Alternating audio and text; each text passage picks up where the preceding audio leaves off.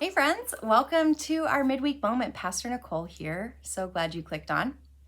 Well, we have been talking about in our sermon series kind of two pieces that really kind of fold well into one another. The first is that we're talking about how to create a legacy in the church so that the church will continue to be here for generations to come. The other thing that we've been talking about is how at this moment in the church we have this incredible opportunity because for the first time in the history of the church, we have 6 different generations worshiping together.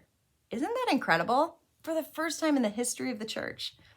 And so I've been thinking a lot about how do we take advantage of this gift? How do we lean into this wonderful gift that we've been given by God to have so many different generations present? I think it's really easy when we think about generations to kind of box people in and kind of put them into a group. And it's easy for us to kind of look down on that group because we don't like them, because they're different than us. They think differently than us. They have different priorities than we do. That's not how we would raise our children. That's not how we would behave if we were kids of that generation. It's easy for us to really just kind of look down on people of different generations. Instead, what I would like to see us shift to, and I'm not saying everybody needs to shift to this because some people already have, but how do we shift our thinking to being curious about other generations? How do we shift from kind of, people of that generation to, they think differently than I do. I wonder why that is. I'd like to learn more about that because we are each generation is a product of how we were raised, in the culture that we were raised in, with the technology that we were raised in, with the kind of defining moments that we were experiencing. All of those things play into how generations come to be who they are.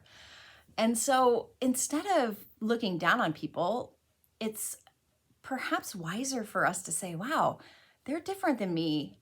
They grew up in a different time than me. I wonder what they're looking for in a church. And I think that that can be a really great question for us to ask. How could we reach this generation as a church? What is it that we as a church could do to minister better to the silent generation or to the boomer generation or the Gen X or the millennials or Gen Z or Gen Alpha, our youngest generations? What is it that we might do that would minister to them better?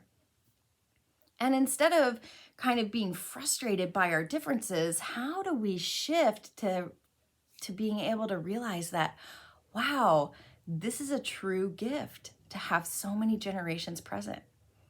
What we see in generational studies is that there's a lot of swings in generations. So, one group will raise their kids like this, and then their children will be like, no way, I'm going to raise my kids like this. And so there's kind of these swings in different, parenting's just one example, but there's lots of different aspects of our generation that kind of swing back and forth. But in the church, when we're all present together, instead of seeing it as a swing, we kind of see it as a balance. That because this generation thinks this way and this generation thinks this way, it sort of helps us to find an equilibrium. And that is a true gift in the church, to experience all of our generations bringing something different to the table. I've talked in the sermons each week about how each generation kind of does things with a different motivation. So we talked about how each generation wants to be present in community because of a different motivation. Each generation serves the church with a different motivation. This weekend, we're going to talk about how each generation kind of gives with a different motivation. None of those motivations are better or worse than the other. They're all a gift because it allows people to connect to the church in different ways. So as we think about those gifts that we bring, we can really celebrate that well. If we work hard, we can celebrate that well and be really grateful for how God has brought these generations together and helps us to kind of be the fullness of the church. On a Sunday morning, when I look out into our congregation, I can see faces from all 6 of those different generations. not every church is able to do that. Not every church has that gift. So here at Willow Hill, how can we really take advantage of having all 6 generations present and learn from one another and grow together, and to think about how we can minister outside of the church to all 6 of those generations? So my challenge to you this week is to think about that and to maybe find somebody in your life who's of a different generation than you and ask them some questions about why they think the way they think, or what's important to their generation. Maybe ask them, hey, what do you think your generation is looking for from the church? How could the church serve your generation better? How could the church meet your generation where they are a little bit easier? I think that could be a really fascinating question to think about and to process with somebody.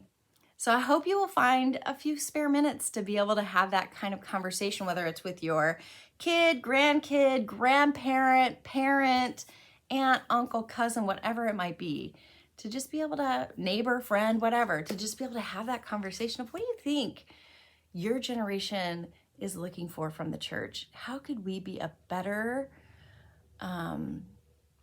community for people of your generation? If you do have that conversation, I would love to hear the response that you get back. So if you can share that with me, I would be fascinated. Anyway, I hope you have a great rest of your week. Go have one of those conversations, or 2 or 3, and then come back this weekend as we wrap up our time talking about generations and how we are creating a legacy today, that all 6 of us, all 6 of these generations, are creating a legacy today for the generations that will come. And I hope you have a great rest of your week. We'll see y'all next time. Bye.